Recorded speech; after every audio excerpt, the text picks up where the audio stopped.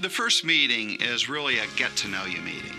We're going to sit down. Typically, the meeting will last about an hour. We're having a conversation. My job is to ask them some questions about where they are, what some of their goals are, what some of the key objectives they have in meeting with me, where they are to this point, and really what brought them in to see me. And now I'm at the point in my career where I have a lot of people that are dependent upon me to provide them with all the guidance and all the advice that we do on a day-to-day basis. You spend your working years trying to build up your assets, trying to build up pension credits at your job, trying to grow your nest egg so that you can one day retire when you can't work or don't want to work anymore. And that's a period followed by phase two, which is retirement. And your priorities in these two phases are very different, but many times we see people don't make that shift and they still act like they're in phase one when they really should be acting like they're in phase two. We're going to talk to you about what we commonly refer to as the second half of the game. And what I mean by that is you're working your entire life towards retirement, and I'm assuming that most of you are, at that age where you're starting to consider some of your options as you move into retirement. And as you do that, you're moving from what we call the accumulation phase of your life, where you're accumulating your assets. Maybe you're participating in your company's 401k, maybe you're contributing to an IRA account or a Roth IRA account or some type of retirement vehicle. And now, as you retire, you're transitioning into the distribution phase, the part where you're going to need income in retirement. So we're going to talk about some different ways to do that with an emphasis on Social Security.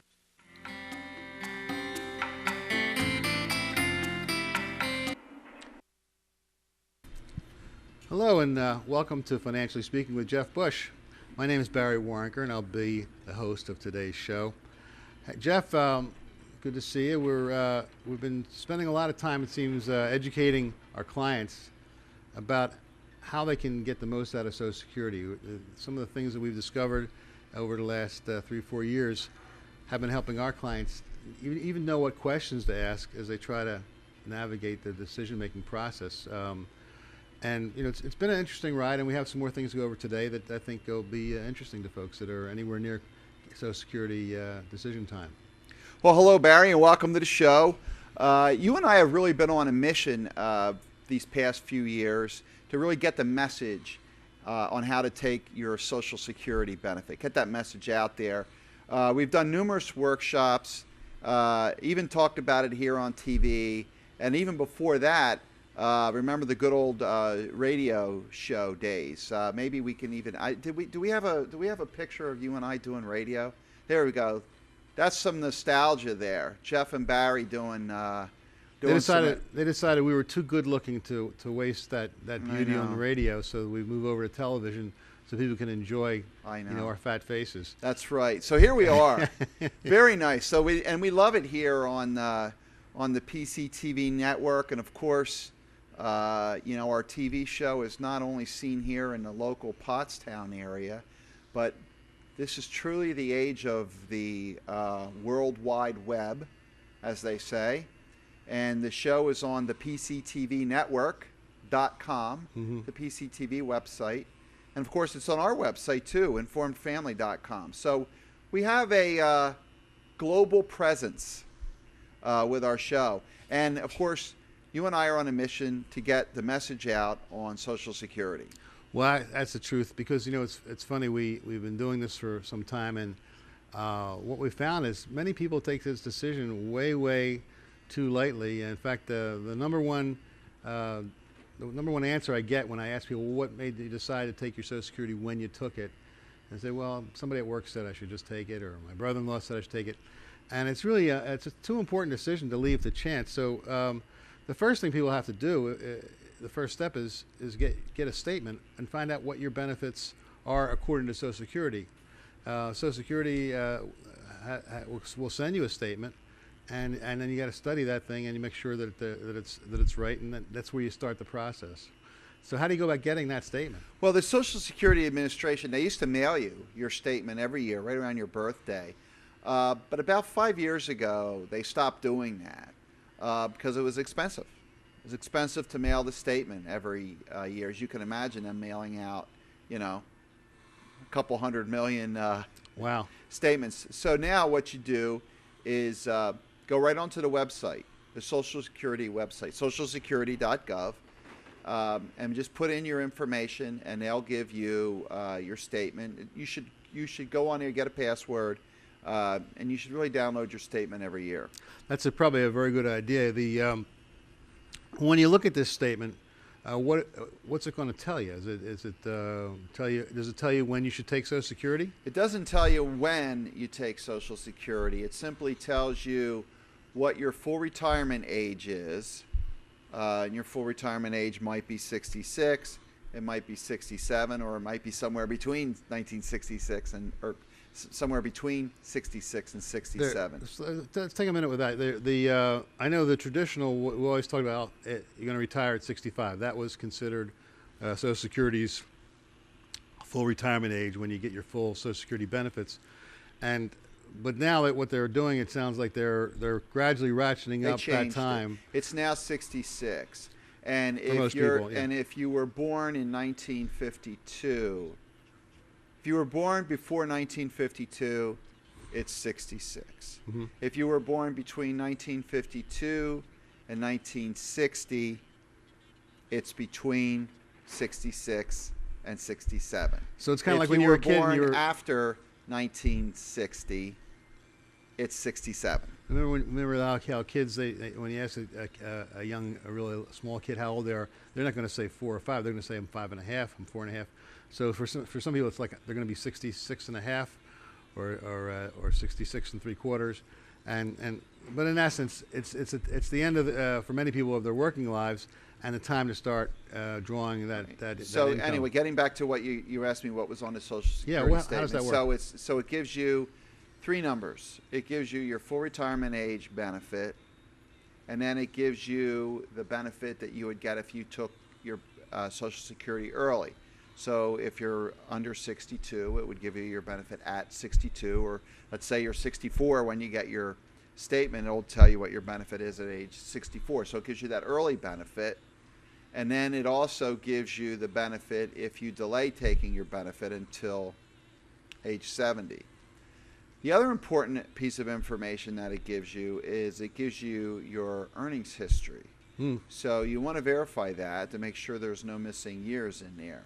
So it gives you your complete earnings history all the way back to when you first started working and contributing to Social Security. So it'll show on one side, it'll show the different options of what you get paid when you take it at various ages, and on the other page it'll list year by year your work history, how much you earned, how much was paid into Social Security. And that's an important point on the right-hand side of that, the work history, because what do you find when you really study those numbers? Are they always right? Well, they're generally right, but there are mistakes occasionally. So you want to make sure, like particularly if you've moved around a lot to a lot of different jobs, you want to make sure that all your your history is there. If you worked for an employer who maybe went bankrupt and they didn't pay your Social Security tax, they withhold it from your paycheck. Your employer withholds it from your paycheck, and then they have to, in turn, turn it over to the government. And if they don't do that, well, then you don't get credit for it. So you got to make sure that all that happens. So there's mistakes can be made, and that ultimately affects your Social Security benefit. Well, let's talk about let's picture somebody who's 62, and they look on the Social Security report and says, hey, you can start collecting, I don't know, $1,500 a month or whatever, but they're working. So do they have to choose either to take the Social Security and stop working, or if they're what are their options at that point? Well, they're an independent decision. So you can still work and collect a Social Security benefit at the same time. However, if you're 62, you're taking your Social Security benefit early. So let's just, for today's discussion, let's assume that the full retirement age is 66. Okay. So if you are 62 and you take your Social Security benefit, you're going to get a reduction. It's going to be about let's say it's about a 25% reduction from getting it from 66. Okay. It's substantial. Now, the thing you got to be careful of is you're restricted to how much you can earn and collect Social Security at the same time if you're collecting Social Security before your full retirement age. So the threshold right now is $15,000. Okay. Okay? So if you earn more than $15,000, what the Social Security Administration does is it begins to withhold some of your Social Security benefit. $1 for every $2 in benefits. Okay? Now, what happens is, so you might think, well, geez, that's not right. That's not fair. There's a couple of things going on here. Number one is the Social Security Administration is really discouraging you from taking the benefit early. So that's first and foremost. But secondly, if you do take your benefit early and you do work and make over that threshold, that one extra dollar, it's not like a penalty that's lost. Okay, so they don't keep that money. Well, it goes back into your account, so to speak, and then it becomes they recalculate your benefit when you become your full retirement age, and essentially you end up getting that money back. Oh, great. Well, I know for our clients, we run a very exhaustive report on how each option, and there are actually 81 options for a married couple on how to take Social Security.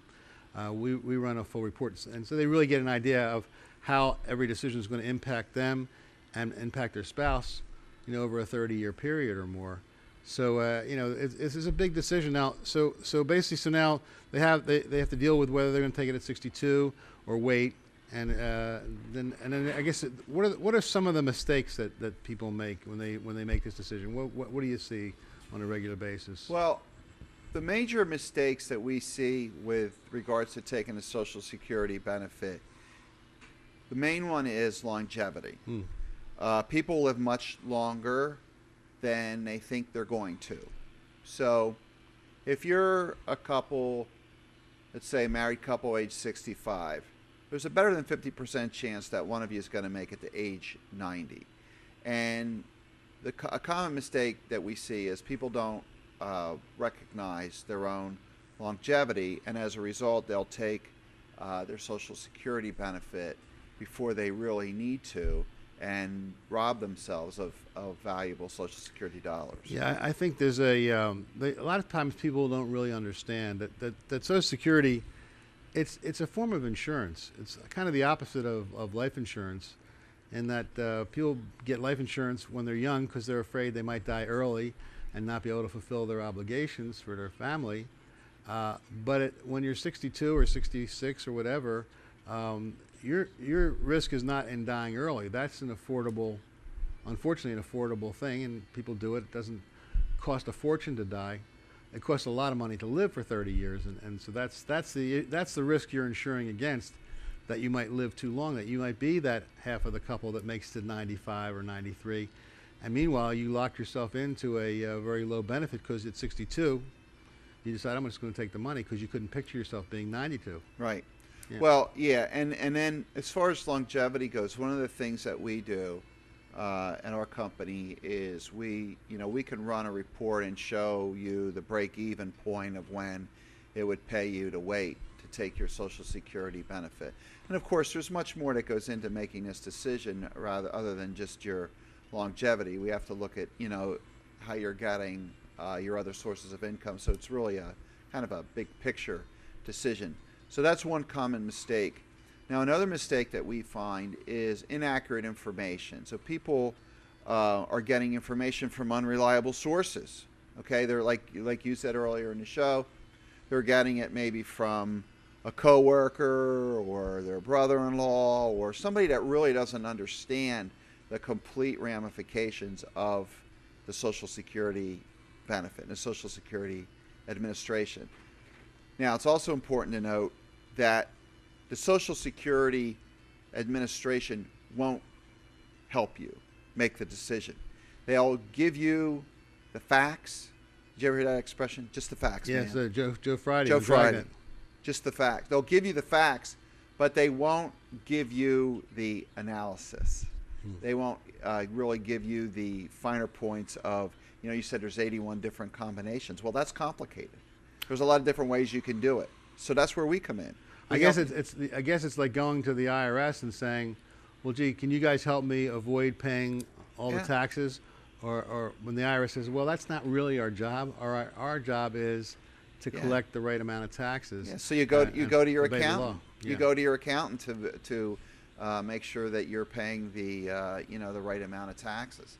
So it's the same concept here with Social Security. You need to go to someone who understands the whole premise of Social Security and the whole ramifications of taking your benefits. And I think you've mentioned this to me several times that most people don't realize that the proper way to look at Social Security is it's really an asset. Yeah. In other words, it's not a gift from Uncle Sam. It's an asset that you've worked very hard all your life to build, and how you getting the most out of that asset is important as getting the most out of any asset. Yeah. Well, that's another mistake, and that is it's that people say it's my money rather than a lifetime inflation adjusted income. So it's like managing an asset. We say it's like managing an asset of between $600,000 and $800,000. It's a lot of money, but if you think about it, it's probably the only thing that you have where you do account for inflation. And I know people complain, oh, I got a small raise last year, I only got 1%. And there was a couple years back, Zero. I think it was in 2009 and 2010, there was 2 consecutive years where there was no cost of living adjustment. But the 2 years prior to that, there were significant, I think the 1 year, it was like a 5% adjustment. So, which is kind of above, the average is about, the average is 2.7%. Well, and 2.7%, that's pretty darn good if you think about it. A lot of people say, well, I could take the Social Security early and I'll invest it. Well, yeah, you could make more than 2.7%, but you could also lose the money.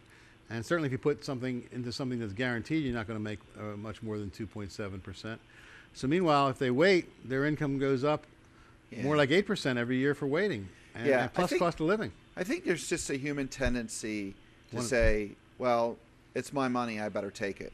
And statistically, there are an overwhelming majority of people that are taking it at 62. You know, it would be interesting to find out if you offered people, here's your choice. You're 62 years old. You can either get $1,500 a month for the rest of your life, or we'll give you $150,000. And a lot of people would say, I'll take the $150,000. Well, if you really analyze it, they're only going to make out on that equation if they only live 5 or 10 years. So it's something that people really need to get the right information. One way of doing it is to get our free report. I know you've talked about the free report, and we're offering that free report to anybody who wants it. Just contact us, and that's the report that's called, what is it? The 40 little known. Well, the facts? 40 common mistakes in taking Social Security. So to get that, we have the information up on the screen. You can shoot me an email right there at info@informedfamily.com, or give us a call. We have our phone number up there on the screen. We'd love to hear from you. Got a call this morning to send out a report to somebody. Yeah. Or if you're watching it at night, call us tonight.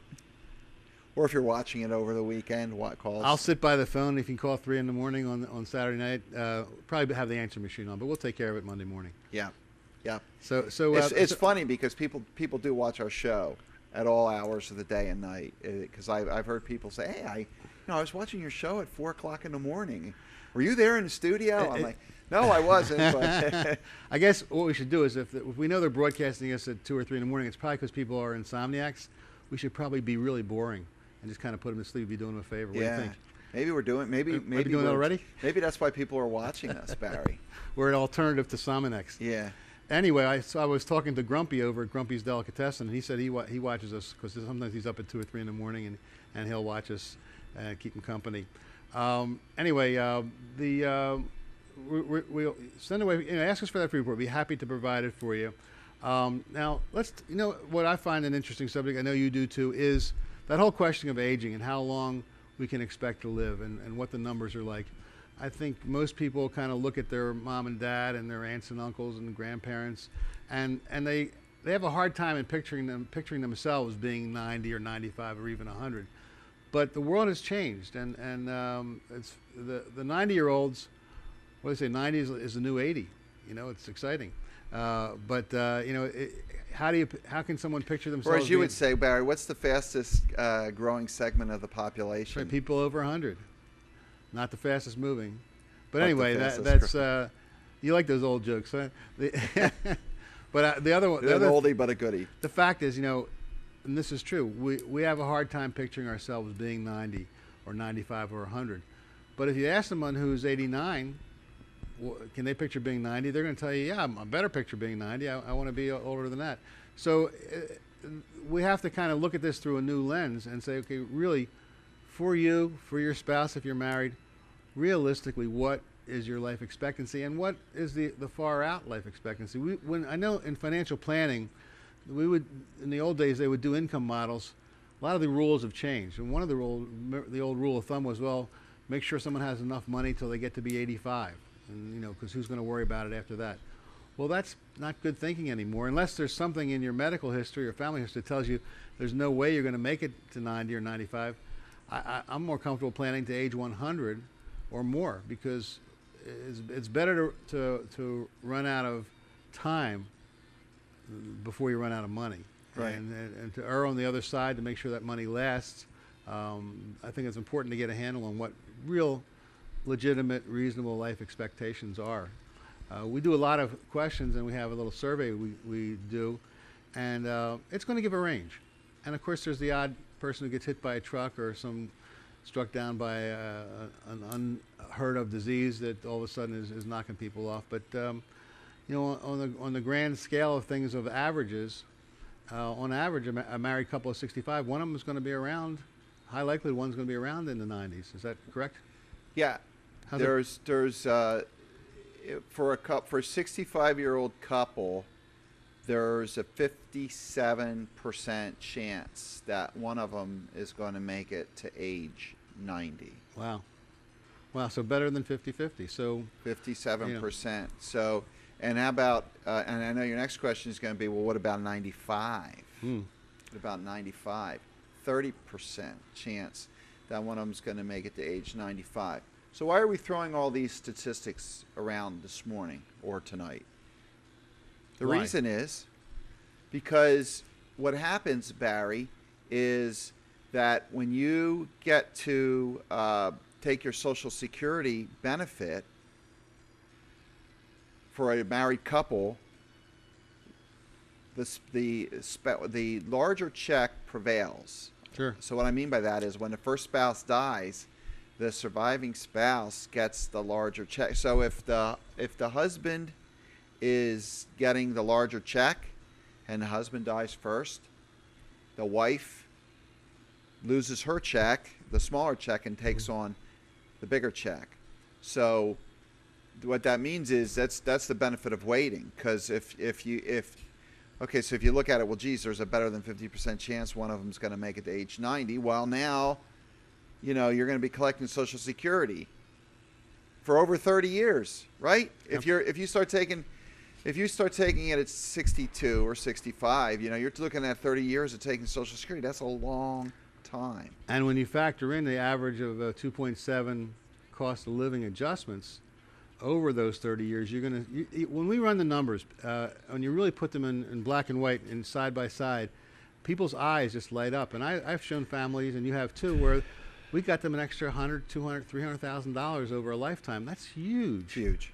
It's huge. It's huge. Now, the other thing too is we mentioned that we do an analysis. Mm-hmm. Well, in our Social Security analysis, we'll show them what the difference is between taking your benefit early and taking it later, postponing the benefit. We'll show you right there in black and white what's the difference in taking your dollars at a later time. So to sum up, if you haven't done it already, get on the website to Social Security, socialsecurity.gov. Is that right? It's, yeah, socialsecurity.gov/estimator. Okay, and they use their estimator. Well, you can use the estimator, but you can also order your own particular Social Security report, Right. and we recommend doing it once a Yep. year. And the other thing is to get our free report, the 40 little-known mistakes that people make when they apply for Social Security, and how to avoid those problems. And that you can get just by contacting us either at the email or the phone number that you're looking at. And it's a great place to start. And if you really want a Social Security full analysis for you in particular, we'd be happy to provide that too. Just ask and set up a time to talk to us. Yeah. But By the good way, information, Barrett, by the way. Yep, very good. And by the way, speaking of age 100, the centurions. Mm-hmm. So for the 65-year-old couple, there's an 11% chance that one of them's going to make it to age 100. Wow. 1 out of 10.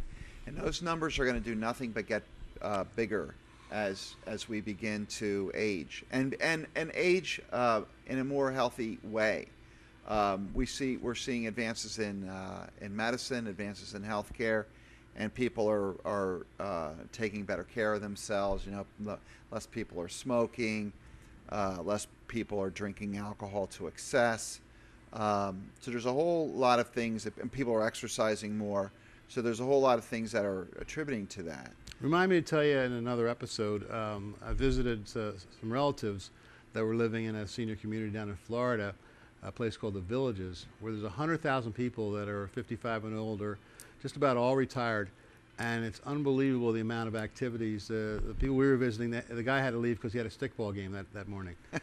so it's a different world we're living in, and you want to make the best of it and make the best of it for your whole family. So as we wind down here, Barry, in another show, the name of the report is 40 Little Known Facts and Tips About Your Social Security Decision. We'd be happy to get that out to you. We also cover a lot of this information during our public session. So we're gonna put up on a screen there. We're gonna be coming live to a couple of venues in the coming weeks. So if you want to come out and meet Jeff and Barry live, we even have like a little autograph session. If you want to, meet us, maybe we'll sign a couple of what do we sign? Like well, with my handwriting, probably the only thing I could sign and get away with would be a prescription pad because it looks like a doctor's handwriting. Yep. But these will be live events, which are so much more fun than dead events. And we have a good time, and we talk about some fun things, and nothing's sold. And it's a great place to get more information on Social Security and how to make the most of it. Okay, so it's a good show, Barry. Covered a lot of great information. Call us or email us, and we'll be sure and get tickets out to you for those dates. And with that being said, another wrap on a great show here this morning or tonight. And we'll or this see afternoon. And we'll see you next time here on PCTV. This is Financially Speaking with Jeff Bush. Thanks, Jeff.